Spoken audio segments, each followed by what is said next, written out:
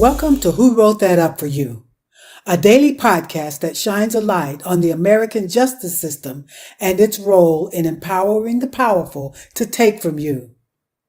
The justice system is the only branch of your government where an individual, rather than the collective, can make the system act for you.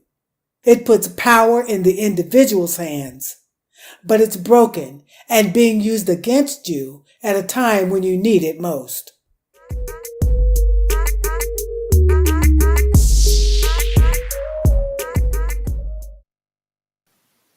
And we are live on Who Wrote That Up for You.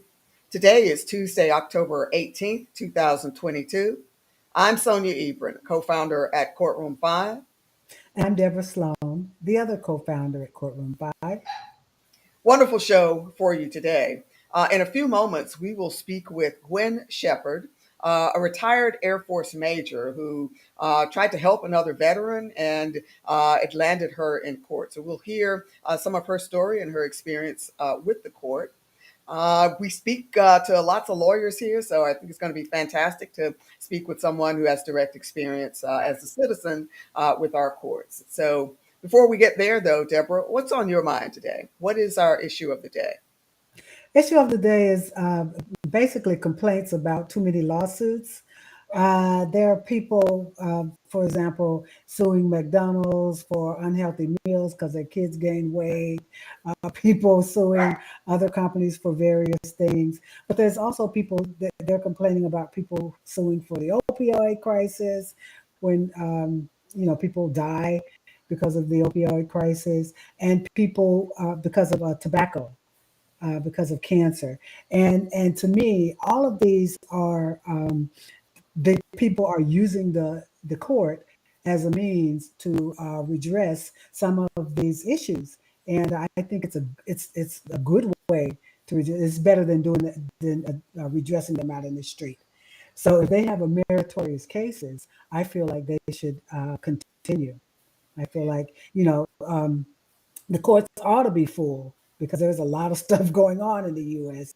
that needs to be redressed. I love that. There's always, anytime you have an institution, there are ways that it's used properly and people are going to abuse it. That's true of any institution. But the important thing is that we have an institution for getting our grievances redressed individually. That's the important thing. I mean, as you say, imagine if we didn't have these courts to be able to handle all types of disputes, whether we deem them frivolous or the courts do or not. It's important that people have somewhere to go to complain, right? Rather than, as you say, taking things out in the streets. So I appreciate you mentioning that. We do love our courts, although they need to work better. Well, Who Wrote That Up for You is sponsored by Courtroom 5. At Courtroom 5, we believe the courts belong to the people, in particular to the people who use them. And we, the people, are coming to claim our courts. So if you are in court without a lawyer, or if you need to sue someone and can't find a lawyer to represent you, get yourself over to courtroom5.com. Try a limited version of our services for free, and we hope to provide some relief for you there. At this time, it's my great pleasure to welcome onto the show Gwen Sheppard. Gwen is, again, a retired Air Force major, an officer there who tried to help another veteran and found herself in court. First, Gwen, thank you for your service. And if you would, just give us a brief background on what happened to get you into court. Yeah, this was actually an individual who I'd known for probably a year and a half, 2 years, and hadn't seen him for a while. Was at the VA. He was at the VA at the same time, and we just kind of started jaw jacking. And I found out that he was homeless. He was living in his car, and I had a extra spare bedroom, so I was thinking, hey, why don't you just come and stay? I was going to actually set him up in my RV so that he'd be out of my house because he had a dog and a girlfriend. And it was just by chance, my dog was at a trainer. So I was like, come on, stay here. I'm getting ready to go out of town. But when I get back, we'll get you set up with the RV, and then you guys, can go ahead and proceed and get yourself together like you need to.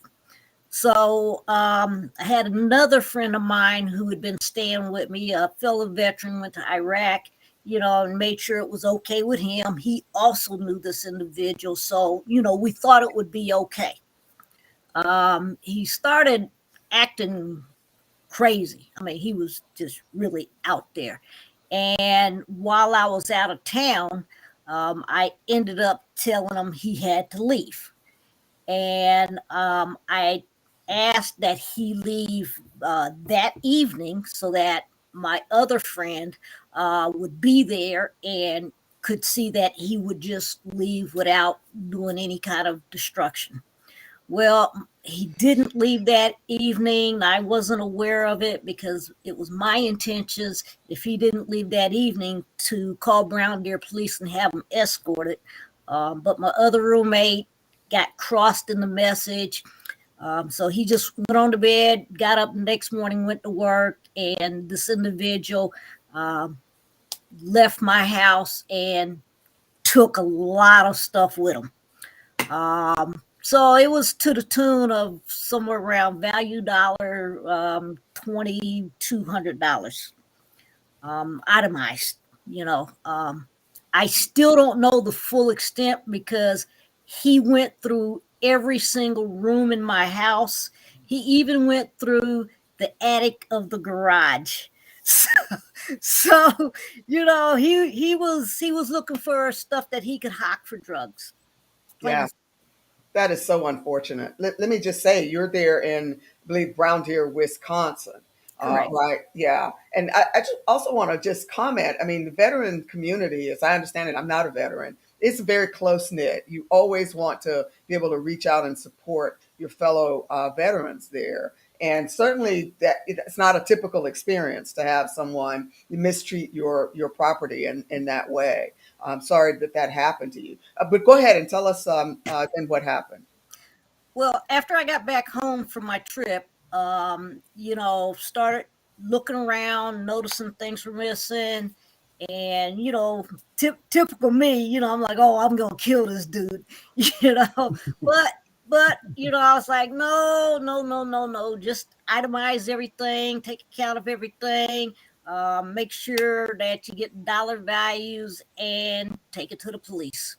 Let the police handle it. Um, Unfortunately, he also took a lot of my ammo, which for me escalated it because now I felt it was my duty to report it to the VA hospital because I knew this individual was on and off the VA grounds, and weapons are not allowed on the VA grounds. So, I thought it was necessary to not only notify Browndeer police, but actually the VA as well. Um, so at that, it turned out we hit COVID, and things just went to nothing during COVID. So I hadn't heard anything from Browndeer police. So I'm like, well, you know what? I know how to get my money. All I got to do is take them to small claims court. And that's where, obviously I made contact with you and Courtroom 5. And that actually helped me get organized as I was going to prepare to take him to small claims court. So what ended up happening though, I actually got subpoenaed by Browndeer police. And I was like, oh, you didn't have to subpoena me. I'd have come willingly. So that's what landed us in court. Understood. And so the city prosecutor took on the case and pursued it in criminal court rather than you having to file it in small claims court. That's really good news. Fantastic news. Gwen, I want to hear the rest of this story, but we're going to take a quick break. Let Deborah do our challenge of the day, and then we'll bring you right back. Just one moment. Wow, that is a powerful story there. Looking forward to hearing the rest of that. Deborah, Absolutely. who won yesterday's quiz, if anyone?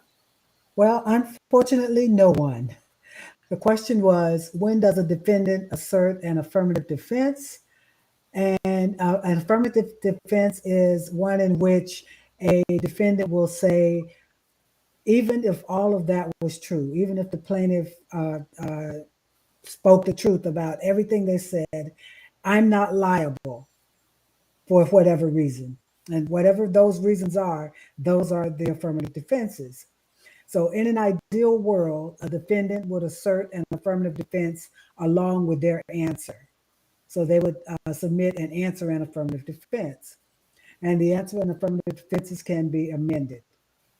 No That's one, no one got it. No one won that one. that's So all right. we'll Hopefully, we try got again. some surprise. Exactly. Well, if we recycle these questions on occasion, or at least intend to. So if you see this question again and you're watching, now you know the answer. So you want to be sure to put in the right answer there. That's okay, though. Deborah, what do you have teed up for us tomorrow? Okay, so today's quiz is a true or false. True or false? One goal of a motion in limine is to get harmful evidence ruled inadmissible.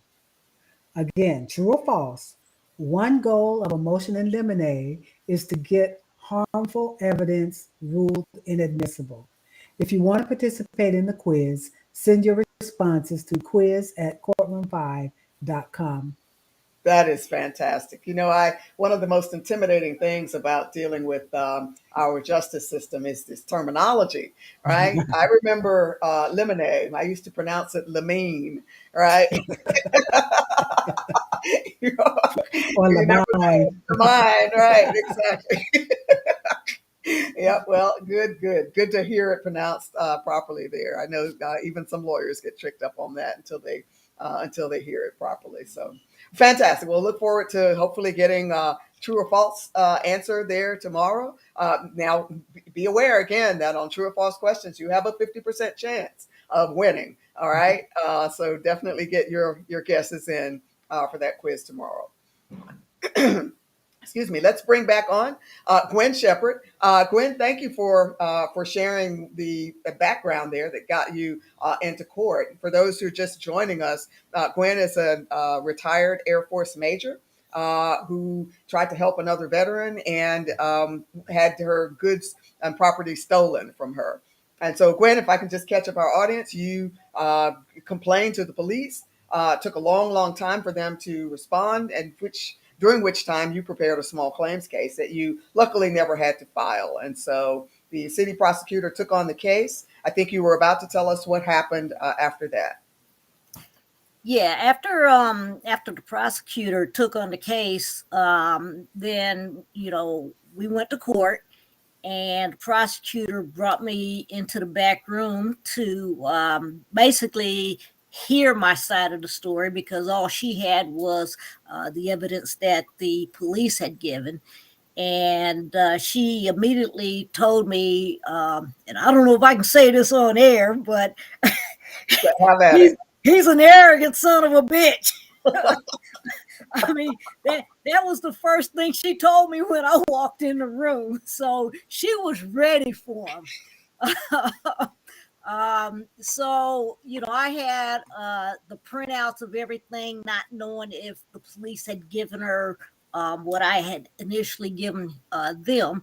So I presented her with all my information, and she was like, "Oh yeah, I can use that. I can use that. I can use that." And she kind of just listened to what I had to say, and basically she wanted to plea it out, but he wasn't willing to. So, I had to wait around and, until court was in session, and we dealt with it in court. So ours was the very last one on the docket. Browndeer is a small community, so it's just, they hold court once a week, and people can either, see the judge or pay the fine, you know. So we were the last ones on the docket because he wanted to see the judge, and I was quite fine with that. I actually brought in my roommate. He had actually moved up north, so he came back down here to Browndeer, just for this because he was just as pissed off as I was. So, you know, we got into court. He didn't have a lawyer. This individual didn't have a lawyer. And, you know, of course, I had the prosecutor who was just all itching to see him in court, you know. So, you know, the judge just kind of told us how the court would proceed and, you know, the ground rules and everything. And then the prosecutor asked me a few questions. And then the judge asked if it's okay. Did I feel okay answering questions directly from him? And, you know, for me, it was like, oh, yeah, bring it on, you know. So he asked me questions and, you know, it's kind of like, yeah, dude, you know, you're guilty. Why even going through this kind of thing? But, you know, I kept it, you know, professional. And the judge then just said, well, you know, can you just tell us the story of how it happened? You know, so I conveyed the whole story. And after that, the prosecutor brought up my roommate, and the prosecutor asked my roommate some questions. This individual asked my roommate some questions, and that was basically the court case. And then the judge, basically, he gave the verdict right there, and he went through a lot of different scenarios, you know, talked about the evidence that I presented, my story, my witness, and the lack of evidence that this individual presented in his story. And it came down to the judge said, well, you know, I have to actually rule with the individual who presents as the most credible. And he goes, quite honestly, that's Miss Sheppard, so I'm going to rule in her favor. So that was the first part of it. The second part of it was how much do I get? Is what it comes down to. And of course, I had everything itemized. And actually, during the case, you know, I actually told the judge, you know, I don't know if there's anything else that was taken because, you know, you don't look for something until you're ready to use it. So he goes, yes, I understand that. And he said, you know, I have to kind of weigh his rights, and maybe some of this is overestimated, but you know, there was certain items that I had receipts for, so he had to take that into consideration. And I ended up getting you know, basically 3/4 of what I had actually asked for. So I was quite happy. Were you happy with the your understanding of the procedures? Did you feel like you understood what was going to happen going forward at each step? Yeah, the judge and the prosecutor had explained everything, how it would proceed. The prosecutor explained how everything would proceed before we even went out there, and then once we got out there, the judge explained everything, and how it was going to proceed. So it was really a straightforward process. What was it like being cross-examined by the person who had harmed you? You know, it was initially I was like, dude, why are you even bothering? Just pay me my money, you know.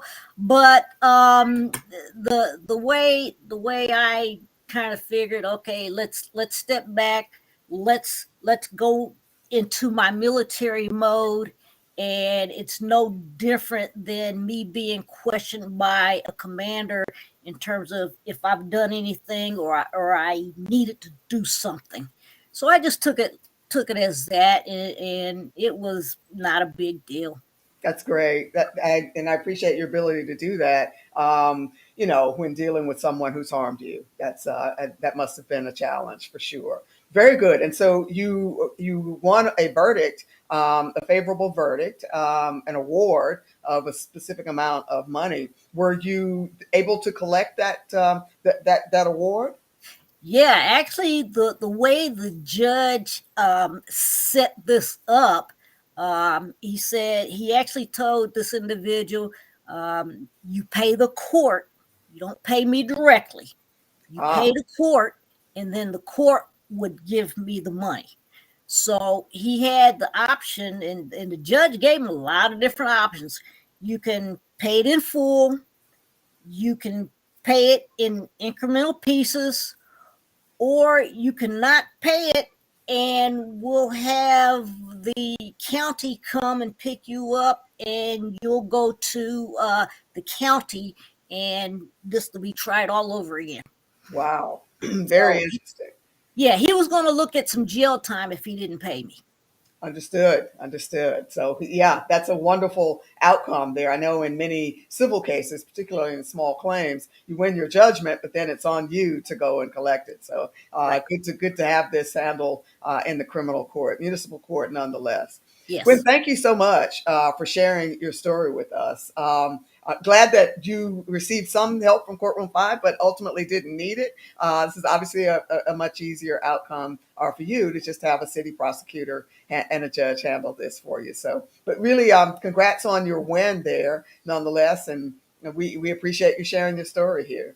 Well, I want to thank Courtroom 5 because it actually helped me get organized and able to present that stuff in a logical manner. Appreciate you saying that. Absolutely. Thanks and best wishes to you. And again, thank you for your service. You're welcome. Thanks, Gwen. Fantastic. That is fantastic. Wonderful outcome. I know many people are injured and just can't get the proper authorities on the criminal side to take any action. And so even though, there was a wait due to the pandemic, it sounds like Major Sheppard got what she deserved from the criminal side of the course there. So really happy to hear that. And that's just a theme running through this about taking something to court rather than basically, letting it happen somewhere else. Absolutely. Sounds like she could have But handled it it. adds to that. Yeah, she said she could have. Yeah, she could have handled it too. Yeah. Glad she didn't have to. That's fantastic. Well, that's all we have for you today. As always, appreciate you all tuning in, and we will see you again tomorrow. Thanks, everyone.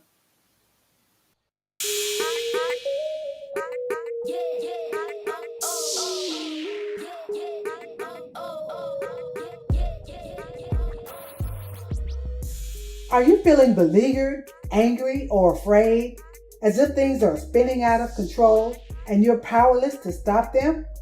It's easy to just let things slide and hope they don't get worse.